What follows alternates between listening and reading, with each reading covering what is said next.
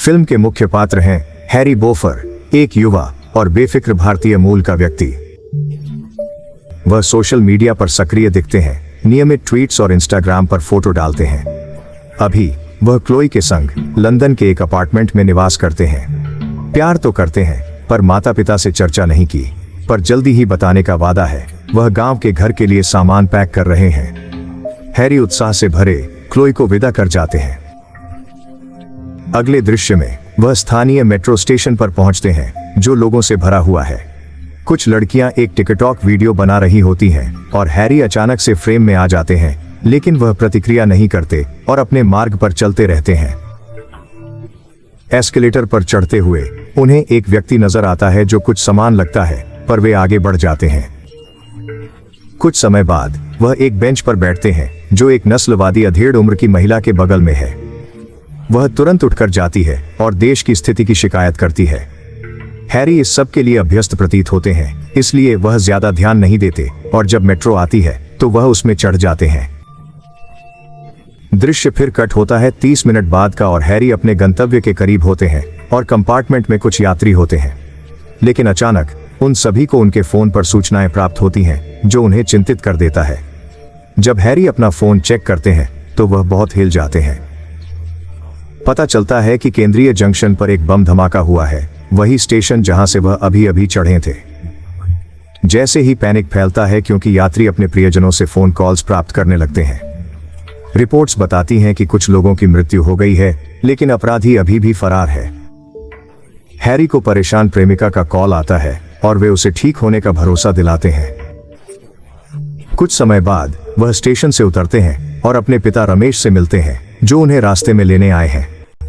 खबर में बताया गया है कि 7 लोगों की मौत हो गई है, जबकि 50 से अधिक लोग घायल हो गए हैं। रमेश, जो एक मजाकिया आदमी दिखता है, मजाक करते हैं कि अगर वह कॉफी के लिए रुक जाते तो उनका बेटा दारागैर 8 हो सकता था। जब वे घर पहुंचने वाले थे तो मिस डेली नाम का एक पुराना और क्रैंक पड़ोसी उन्हें लहराता था। इसके बाद वे घर पहुंचते हैं और हैरी अपनी मां आयशा को कसकर गले लगाते हैं और किसी अन्य मां की तरह वह उसके बारे में बहुत चिंतित थी। रमेश ने अपने बेटे को नई सुरक्षा प्रणाली दिखाई जो उन्होंने इंस्टॉल की थी। सिस्टम को मोबाइल फोन से ऑपरेट किया जा सकता है, पर अभी तक उसे कनेक्ट नहीं किया गया। माता पिता छुट्टी पर जा रहे हैं, इसलिए हैरी को अपने कुत्ते फ्लिन की देखरेख करनी है। हैरी ने नई सिक्योरिटी सिस्टम की जांच की और फ्लिन के साथ खेला। उनकी नजदीकियां साफ नजर आईं। हैरी पेड़ के घर पर भी चढ़ा, उस जगह से जिसे वह बहुत चाहता है। हैरी ने अपने माता पिता को गले मिलते देखा, जिससे उसके चेहरे पर मुस्कान आई, लेकिन नीचे उतरते समय उसे अंगूठे में स्प्लिंटर लगा। रात के खाने में आयशा ने पुराने पेड़ के घर को हटाने की सिफारिश की क्योंकि यह खतरनाक था, पर रमेश ने बताया यह सुरक्षित है। लंदन विस्फोट की खबर देखते हुए उन्होंने बताया हवाई अड्डे पर उसकी गहन जांच होगी। पारिवारिक हास्य और मस्ती के क्षणों में हैरी को प्रेमिका का संदेश मिला। जब माता पिता ने पूछा तो हैरी ने क्लोई का जिक्र किया, संबंधों की स्पष्टता बिना बताए। मां ने जिज्ञासु रूप से पूछा, वह प्रेमिका है या लाभ की मित्र? और पिता हंसने लगे। हैरी एक अजीब स्थिति में रह गया है। अगली सुबह माता पिता टैक्सी में सवार होकर हवाई अड्डे के लिए रवाना हो गए। अब हैरी अकेले छोड़ दिया गया है, केवल फ्लिन अपने साथी के रूप में है। उस रात पिल्ले को खिलाने के बाद वह अपना फोन सुरक्षा उपकरण से जोड़ता है। इससे उसे सभी कैमरे तक पहुंच मिलती है घर के आसपास। इसके पश्चात वह अपनी मित्र को फोन कर बताता है कि वह 1 सप्ताह तक अकेले होगा। वह चाहता है कि वह कल आए और वह उत्सुकता से राजी हो जाती है। जब वे दोनों वार्तालाप करते हैं, क्लो प्लॉचनाक हैरी को टीवी खोलने के लिए कहती है। वह पूछता है क्या है, वह चाहती है कि वह स्वयं देखे। जब हैरी समाचार चैनल पर जाता है तो बम विस्फोट के संदिग्ध की छवि दिखाई देती है।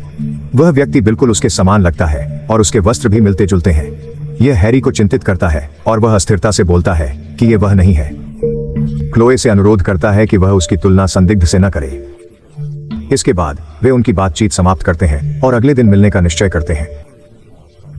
हैरी अपने ट्विटर खाते में प्रवेश करता है और लंदन विस्फोटों के ताजा समाचार के लिए कीवर्ड्स खोजता है। अनेक ट्वीट्स आ रहे हैं जिनमें कई प्रवासियों को दोषी बता रहे हैं। हम देख सकते हैं कि शहर भर के लोग सामाजिक मीडिया पर बम धमाके के बाद अपनी भावनाएं व्यक्त कर रहे हैं। तब एक बहुत ही चौंकाने वाली और दुर्भाग्यपूर्ण घटना होती है। जब अलेक्जेंड्रा नाम की एक महिला संदिग्ध की छवि निहारती है तो वह उसे अपने विद्यालय मित्र हैरी के रूप में गलत समझ बैठती है। हालांकि वह पक्का नहीं होती, वह बिना सत्य जाने ऑनलाइन हैरी के बारे में लिख बैठती है।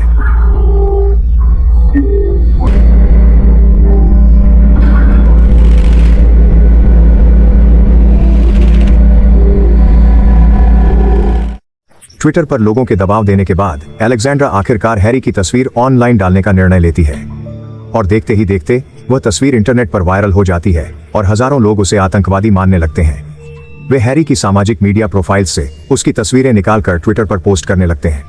ये सब होते हुए हैरी टेलीविजन पर एक हॉरर मूवी देखने में व्यस्त होता है और लैपटॉप उसके बगल में ही होता है। जब हमारा आदमी आखिरकार समझता है कि क्या हो रहा है, वह घबराहट की स्थिति में चला जाता है। वह देखता है कि ट्विटर पर हर कोई उस पर हमला कर रहा है। इस बीच कुछ नेटिजन्स ट्वीट करते हैं। उन्हें उचित सबूत के बिना एक यादृच्छिक आदमी पर आरोप नहीं लगाना चाहिए, लेकिन उनकी राय उन लोगों से गुस्से में ट्वीट के समुद्र में एक बूंद की तरह है जो हैरी को खुद से फांसी देना चाहते हैं। मामलों को बदतर बनाने के लिए हैरी ने नोटिस किया कि सूचना और दोस्त अनुरोधों की संख्या तेजी से बढ़ गई है। वह जल्दी से अपने सोशल मीडिया अकाउंट को लॉक करता है, जिन्हें बहुत सारे नफरत के संदेश मिलने लगे हैं। ट्वीट करते समय वह कुछ निराशाजनक दिखाई देता है। पहले की 2 टिकटॉक लड़कियों ने उनका वीडियो ऑनलाइन पोस्ट किया है और अब नेटिजन्स निश्चित हैं कि वह अपराधी है। ऐसा इसलिए है क्योंकि हैरी और संदिग्ध ने संयोग से एक ही टोपी, जैकेट और बैकपैक पहने थे। कुछ मिनटों में ही उसका नाम पूरे वेब में जंगल की आग की तरह फैल गया। ट्विटर से नफरत के संदेशों से अभिभूत हैरी ने लैपटॉप को बंद कर दिया। फिर वह आपातकालीन सेवा को कॉल करता है और उन्हें बताता है कि उन्हें इंटरनेट पर लोगों से झूठे आरोप और मौत की धमकी मिल रही है।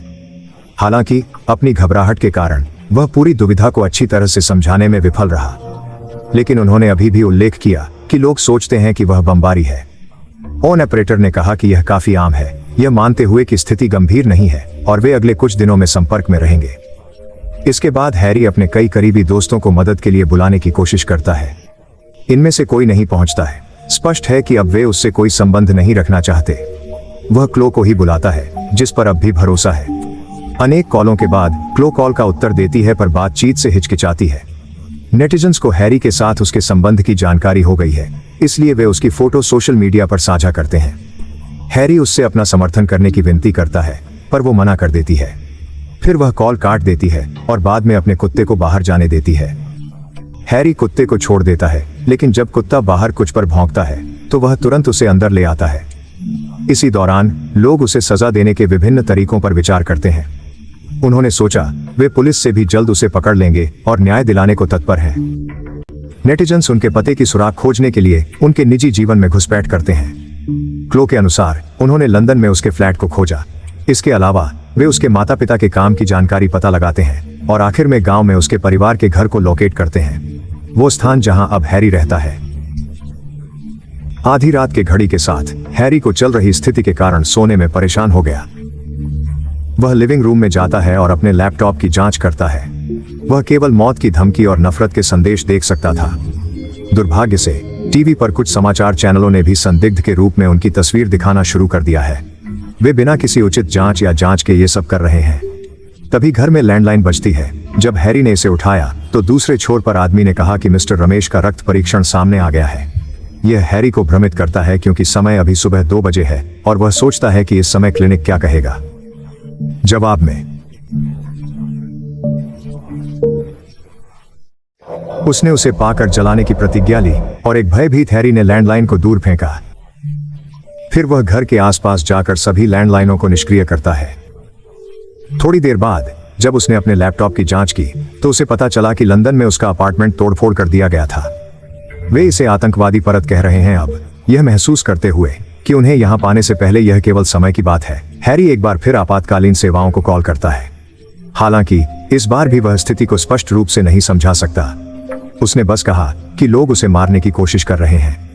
जवाब में ऑपरेटर ने कहा कि वे वर्तमान में बहुत व्यस्त हैं, लेकिन वे जल्द से जल्द मदद भेजने का वादा करते हैं। कुछ देर बाद फ्लिन भौंकने लगे।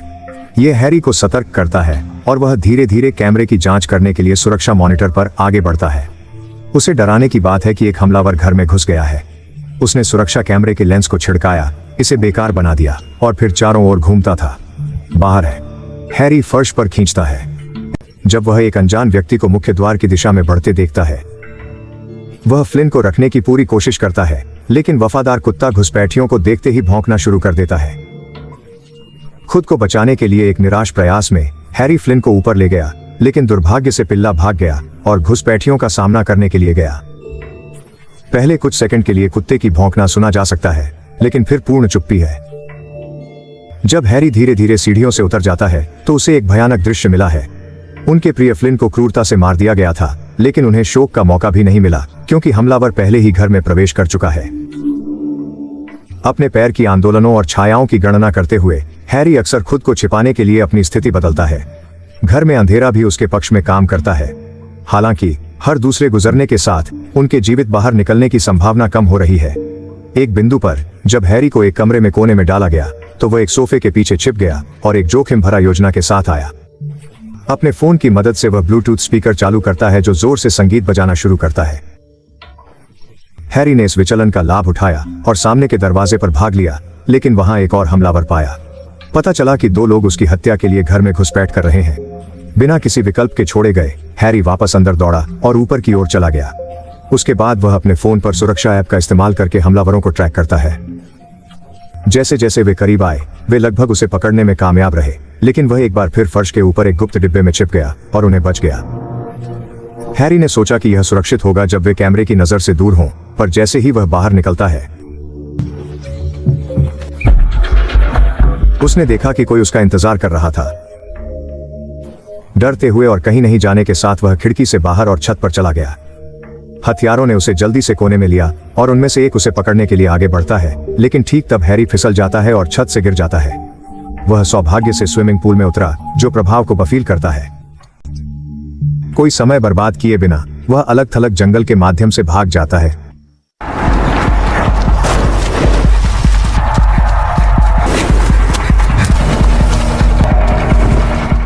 कुछ देर बाद वह मिस डेली के घर पहुंचता है और उसके दरवाजे पर दबाव देता है। बूढ़ी महिला अचानक आने से भ्रमित थी, लेकिन उसने उसे वैसे भी अंदर जाने दिया।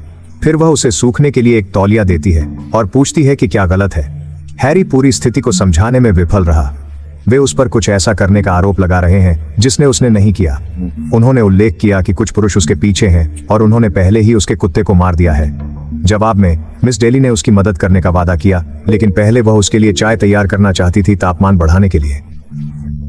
अगले दृश्य में जब वह रसोई में चाय तैयार कर रही थी तो उसने यह खबर सुनी कि हैरी बोब्सर मेट्रो विस्फोट के पीछे मुख्य संदिग्ध था। यह उसे हैरान कर देता है और वह आखिरकार समझ जाता है कि लोग उसे मारने की कोशिश क्यों कर रहे हैं। लेकिन पूरी स्थिति को समझने की कोशिश करने के बजाय वह भी एक सतर्क बनने का फैसला करती है। उसने चाय को कुछ विदेशी रसायनों के साथ लेकर हैरी को दिया। फिर वह उसे यादृच्छिक सवाल पूछकर विचलित करने की कोशिश करती है, लेकिन समय के बाद वह चाय नीचे डालती है और उसे पुलिस स्टेशन ले जाने के लिए कहती है। मिस डेली ने उसे वहां जाने का वादा किया, पर थोड़े से बिस्कुट खाने के बाद ही उसे ले जाया। इसके बाद वह रसोई में जाती है और रोशनी को चमकना शुरू करती है ताकि ऐसा लग सके कि उसे आपातकाल हो रहा है। दुर्भाग्य से दोनों हमलावरों ने इसे दूर से देखा और उसके घर की ओर चले गए। श्रीमती डेली ने हैरी से फिर मिली, लेकिन इस बार उससे कठिन प्रश्न पूछे। जब वह उत्तर देने में संकोच करता है तो उसने अचानक बताया कि रेडियो पर उसका नाम सुना था। हैरी ने अपनी मासूमियत बताने की कोशिश की, पर उससे पहले एक चाकू निकाला और इशारा किया। फिर वह उसे अन्य कमरे में ले गई, शायद उसे रोकने के लिए। अचानक एक हमलावर घर में घुसा और हैरी पर हमला किया। वह उसे पीटा और कमरे के चारों ओर फेंक दिया। उसके खिलाफ कई जातीय बदनाम भी फेंकते हैं। पूरे कमरे को नष्ट करने के बाद हमलावर हैरी को पकड़ता है और उसे घुटने लगता है, लेकिन उससे पहले कि वह उसे समाप्त कर सकता है, हमारे नायक टूटे हुए कांच के एक टुकड़े को पकड़ता है और उसकी गर्दन को छुरा देता है। फिर वह हथौड़ा उठाकर हमलावर को मारने तक पीटा जाता है जब तक कि उसकी मृत्यु नहीं हो जाती। हैरी भागने के बाद दूसरा हमलावर आता है और अपने दोस्त की लाश को जमीन पर देखता है। इससे उसे तोड़ दिया गया है और कथित आतंकवादी के प्रति उसकी नफरत और भी बढ़ जाती है। इस बीच हैरी अपने माता पिता के घर लौट आया, घायल और पीटे हुए थे। चाबी लेने के बाद वह कार में चढ़ जाता है और उसे शुरू करता है, लेकिन जब वह छोड़ने वाला था तो दूसरा हमलावर आता है और उसे बाहर खींच लेता है। वह बेसबॉल बैट से गरीब हैरी पर हमला करना शुरू कर देता है। इसके अलावा व्यक्ति ने इंटरनेट पर पोस्ट करने के लिए उसका एक वीडियो भी रिकॉर्ड किया। इसके बाद वह एक बार और हमेशा के लिए काम पूरा करने के लिए एक कुल्हाड़ी वापस लेने जाता है। हैरी भागने की कोशिश करता था, लेकिन वह भागने के लिए बहुत कमजोर था। अंतिम उपाय के रूप में वह अपने पुराने पेड़ के घर पर चढ़ गया और कोने में घुरकर लुढ़का दिया। हमलावर जल्द ही आता है, पेड़ के घर पर चढ़ जाता है और धीरे धीरे उसके पास जाता है। वह उसे खत्म करने वाला था जब अचानक उसके नीचे का फर्श टूट गया और वह जमीन पर गिर गया। जब हैरी जांच करने के लिए नीचे आता है तो उसने देखा कि हमलावर को पेट के माध्यम से एक तेज वस्तु द्वारा छेड़ा गया है। वह खून से खून बह रहा है और मौत के कगार पर है। हमलावर हैरी से उसकी मदद करने की भीख मांगता है, लेकिन हमारे नायक इसकी परवाह नहीं कर सकते। वह बस घूमता है और चला जाता है, आदमी को मरने के लिए छोड़ देता है। फिल्म फिर अगली सुबह तक काट जाती है और खबर बताती है कि मेट्रो बम विस्फोटों के पीछे असली अपराधी को गिरफ्तार कर लिया गया है। वह वास्तव में 28 वर्षीय लंदन का एक निवासी है जिसका नाम पॉल लॉक है। यह पता चला है कि वह वही व्यक्ति है जिसे हैरी ने फिल्म की शुरुआत में देखा था। इस खबर के रिलीज के साथ जिन नेटिजन्स ने हैरी को बिना किसी सबूत के दोषी ठहराया, उन्हें दोषी महसूस किया और अपने ट्वीट को एक से एक हटाना शुरू कर दिया। एलेक्जेंड्रा, जिसने मुसीबत शुरू की, उसने अपना अकाउंट प्राइवेट कर लिया है, जबकि हैरी का पिटाई का वीडियो वायरल हो रहा है। अंतिम दृश्य में एक साक्षात्कारकर्ता हैरी से पूछता है कि उसे कैसा लग रहा है अब जबकि उसका नाम साफ हो गया है। हालांकि वह अभी भी उचित उत्तर देने में असमर्थ है।